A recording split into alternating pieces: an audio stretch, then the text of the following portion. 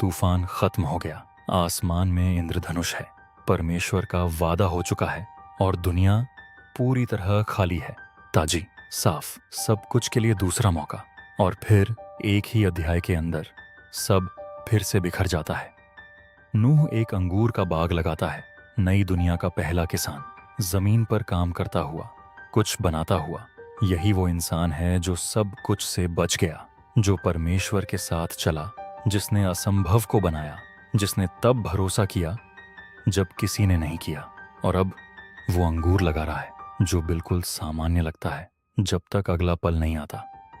वो शराब पीता है, वो नशे में हो जाता है और वो बेपर्दा अपने तंबू के अंदर लेट जाता है। यहीं पर ज्यादातर लोग पढ़ना बंद कर देते हैं क्योंकि यह असहज लगता है, शर्मनाक भी। महान नूह नशे में और बेपर्दा, लेकिन ये पल उसे शर्मिंदा करने के लिए नहीं है। यहाँ है क्योंकि जो आगे होता है वो उत्पत्ति के सबसे बहस वाले अंशों में से एक है। हाम तंबू में जाता है, वो अपने पिता को देखता है और बाहर जाकर अपने भाइयों को बताता है। बस इतना ही बाइबल कहती है। उसने अपने पिता की नग्नता देखी, लेकिन इन शब्दों में प्राचीन संस्कृति में बहुत बड़ा वजन है। हिब्रू समझ में किसी की नग्नता देखना सिर्फ आंखों से देखने के बारे में नहीं था। इसमें बेइज्जती का मतलब था, बेपर्दा करने का, किसी ऐसी चीज का उल्लंघन करने का जिसे बचाया जाना चाहिए था। हमने सिर्फ कुछ देखा नहीं, उसने जो देखा उसके साथ कुछ किया। जब शेम और येपेत ने सुना क्या हुआ, उन्होंने कुछ असाधारण किया। उन्होंने एक कपड़ा लिया, उसे अपने कंधों पर रखा, पीछे की तरफ चलते हुए अंदर गए और अपने पिता को ढक दिया। उनके चेहरे दूसरी तरफ थे, उन्होंने कभी नहीं देखा। यहाँ हिब्रू शब्द है कासा, ढकना, छुपाना, बचाना। वही शब्द जब परमेश्वर ने आदम और हव्वा को ढका था।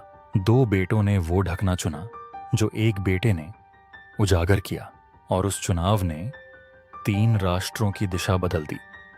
जब नूह जागता है, उसे पता चल जाता है क्या हुआ, और वो बोलता है ऐसे शब्द जिन्होंने सदियों से विद्वानों को उलझाया है। वो सीधे हाम को श्राप नहीं देता, वो हाम के बेटे को श्राप देता है, कनान को। क्यों कनान? खुद हाम को क्यों नहीं? कुछ मानते हैं कनान किसी तरह शामिल था, दूसरे इसे पीढ़ीगत परिणाम के रूप में देखते हैं कि एक पिता जो करता है बच्चे उसे ढोते हैं। लेकिन जो भी कारण हो, क्योंकि परमेश्वर पहले ही हाम को आशीर्वाद दे चुका था, वो आशीर्वाद पलटा नहीं जा सकता था। वो आशीर्वाद पलटा नहीं जा सकता था। प्राचीन यहूदी टिप्पणी कहती है कि असल में कनान ने पहले नूह को देखा और हाम को बताया, और 3 परिवार की रेखाएं और सजा जुर्म का आईना थी। हाम ने पिता को बेइज्जत किया तो उसने अपने बेटे को वही बोझ उठाते देखा। बहुत अलग अलग रास्तों पर चल पड़ती हैं। श्राप अचानक नहीं था, यह एक आईना था। इन 3 बेटों से पूरी धरती आबाद हुई।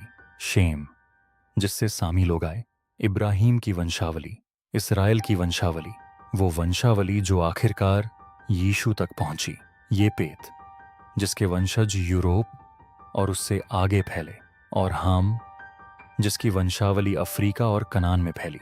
3 बेटे, 3 दिशाएं, 3 इतिहास, सब एक तंबू से शुरू हुए, एक पल से, एक चुनाव से। जो असाधारण है वो यह है कि बाइबल के बाहर के प्राचीन इतिहासकारों ने भी मानवता के 3 महान परिवारों में इस विभाजन को दर्ज किया।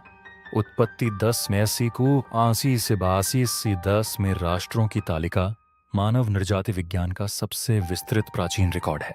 विद्वानों ने वहां सूचीबद्ध 70 राष्ट्रों में से कई को वास्तविक प्राचीन लोगों और स्थानों से जोड़ा है।